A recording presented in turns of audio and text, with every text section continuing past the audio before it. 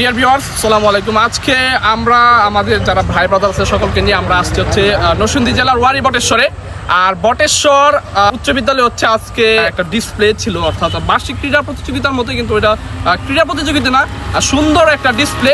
তো সেই ডিসপ্লেতে মানে অনেক ধরনের প্রদর্শনী হয়েছে, আমরা সেগুলো খুব উপভোগ করছি। আমরা সবান্ধব, আমি এবং আমার বন্ধু বান্ধব, ছোট ভাই, সবাই মিলে আসলে খুব সুন্দরভাবে এনজয় করছি। আমাদের এলাকা থেকেও আজকের এই ডিসপ্লে বা প্রদর্শনী দেখতে অনেকেই আসছে, তো আসলে সেটা অনেক এনজয় করছি। এলাকার অনেক ভাই ব্রাদারদের সাথে দেখা হয়েছে এবং আমরা নিজেরা তো আছি। আমরা সারাদিন একদম বিশেষ করে দুপুরের পর থেকে শুরু হয়েছে, আসরের নামাজের পর শেষ হয়েছে। তো ডিসপ্লেটা খুবই মনোমুগ্ধ করছিল এবং বিশেষ করে মাকে নিয়ে ডিসপ্লেটা ছিল। মায়ের মর্যাদা বা পারিবারিক বিষয়গুলো এগুলো নিয়ে হচ্ছে ডিসপ্লেগুলো ছিল এবং খুবই চমৎকারভাবে এনজয় করছি।